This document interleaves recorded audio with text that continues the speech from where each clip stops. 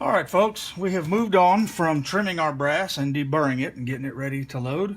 Now the next step is going to be cleaning out that primer pocket and putting new primers in it. So what I do to clean it out, now this is a tool I bought from Lee. Again, I ordered it from Midway, $3 or $6, somewhere in there. Not much, but it has a small primer pocket cleaner and a large primer pocket cleaner. Okay.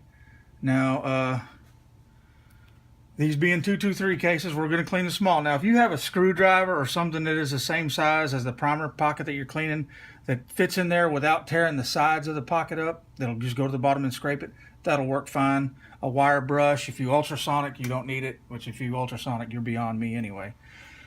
So anyway, point is, you got to clean your primer pocket just for, consistency. You want everything to work the same. You want the same cleanliness. So you just take that little, this 223 small pocket, take it in there and scrub it a little bit.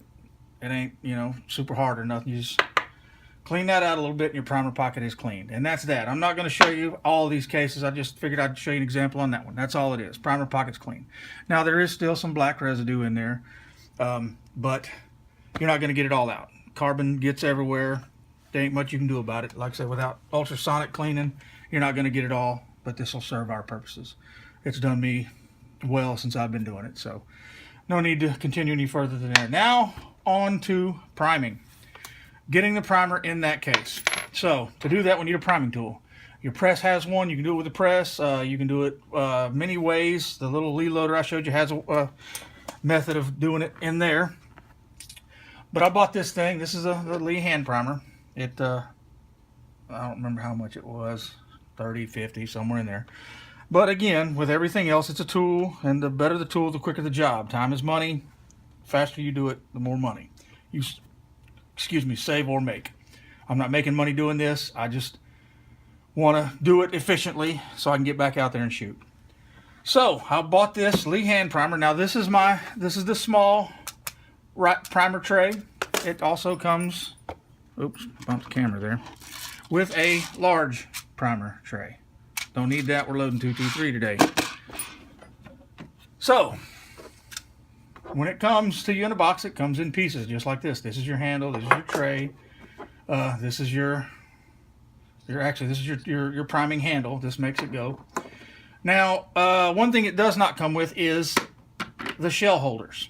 Now the shell holders, I bought a set of them. You can buy them individually or you can buy the set. I bought the set. I don't remember what it was. It wasn't real expensive.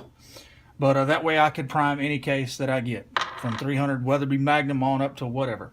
So here's it's a shell holder set, Lee hand primer shell holder set. Comes with several shell holders in it. There's a chart on the back of this paper that tells you what number shell holder goes with what cartridge you're priming. Now you can't use the same shell holders you use in your press because those have a lip on the bottom that engages and locks into the press. These do not. These are strictly for the hand primer. So you're going to need that. Now we got to put this thing together. So what we do is, first of all, we take our shell holder. There's a boss fit that slides in. Slide that shell holder in there. You want it as straight as you want it. I like things to be a certain way, so I want it as straight as I can get it with my eye. That's in there, okay? Next step, putting your tray in. Now to put your tray in, you'll see this boss fit here. And then you see this rectangle, and then up top there's a little groove cut in it with a recess, and that's what holds this in place. So you take this, you stick it in that triangle, and into there. You'll see it in the back, and then you just slide it up. And that's that. That's together. Now you just hold it in place with your thumb or whatever you're going to do. And you got this piece. Now this is your charging handle, or whatever you want to call it. Now this will come apart. Let me set this down and show you. This piece will come apart. That slides out, okay? If you get yours and it falls out, don't freak out. It's made that way. No big deal. You can't put it in straight this way, like that. You've got to slide it in from the side, and it's in. And that's all it is. No big deal. Now, you got to get this in here. Very simple. Take your the little ball piece here, goes up into the tray, and that little groove right there goes on this bar at the bottom. So we'll just put that in there like so, press it up, and engage that handle, And there you have it. You are engaged. You can see the lever goes up. Now, the way this works is when you push this lever, there's a bar inside there that comes up, and see that little thing poking up? That's what pushes the primer into the piece of brass. Now, a few things on the tray. When you're doing this step, be careful. I'll show you real quick. When this slides down, the primers slide over that way, right there. See how they slide in? They'll line up, and that's what feeds it. Now, if you've got them in this little channel and you're building this thing, you're probably going to drop some primers out of it. Also, in storage, you want to store it where all your primers are away from that channel. Like that is a good way to store it. Just that way it's not in your... It's not going to dump primers all over your drawer, your bench, or wherever you keep it. Simple, no big deal. Now to load the tray, this piece, of course you got to have it apart. But this piece, this plastic cover, slides off the black piece there. You put your primers in there and you just shake the tray and it flips them over automatically. And you want, you know, the open side up for obvious reasons, so when it presses it in the shell. So let's load some primers here. We'll get them lined up in the hole there. Now take our piece of brass, and we will slide it into that shell holder, like so. Point it away from your face. Very important, just like anything else. You point it away from your face. Press it up. Now, there's not going to be a primer in there on this first shot, because it just now fed a primer into the loading ramp, right? And when you watch, if you look in this little channel right here, you'll see the primer pop up and slide back. When you see that, this is only on the first one. Release your handle, it'll slide the primer up underneath the case. Now, every time you work that handle, it's going to load another primer into that the loading ramp. So now you're good to go. We're moving now. So I'm going to prime this round, press it up till it stops. Right there, feels good. Lower it down. Take this out. Now there is a primer in there. If I turn this upside down, a primer is going to fall out the top of it, or out of this hole, because it's loaded. But there you have it. Perfectly primed below the surface. And what I've learned with this tool, as far as loading them with the press by hand and doing it with this tool, I have learned that this tool seats them the exact same depth every time. So long as your primer pockets are uniform and good, it will load every primer the exact same depth. And that's what you want in reloading for accuracy, is consistency. Now, like I said, I did it with the press for years and I had no problem with it. But what I like about this thing is, with the press, you have to load each primer one at a time. You have to take it out of the box, stick it in the priming tool of the press,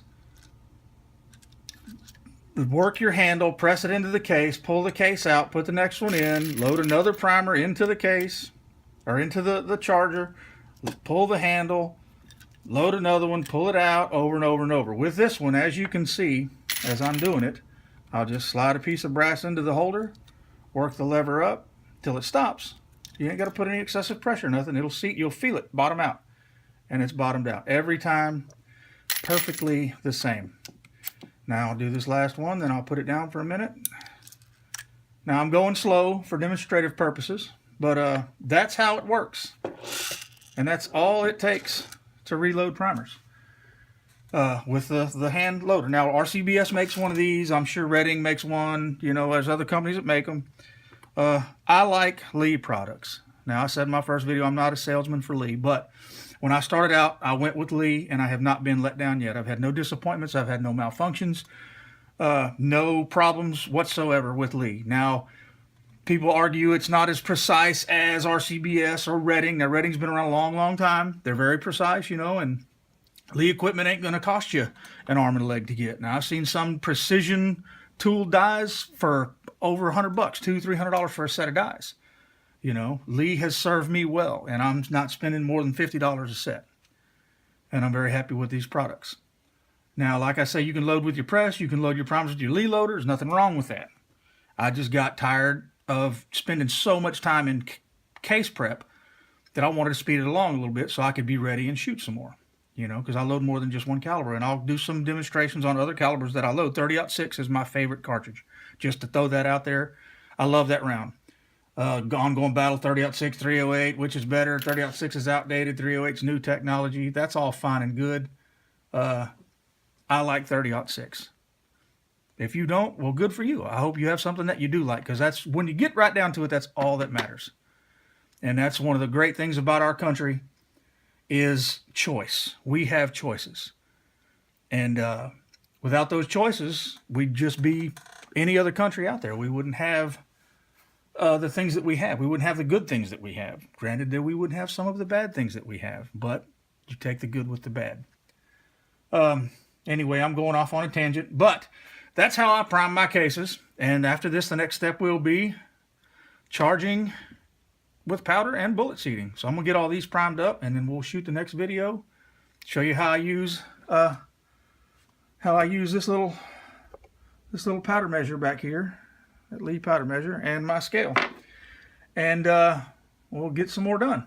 Until then, God bless America, and y'all be good.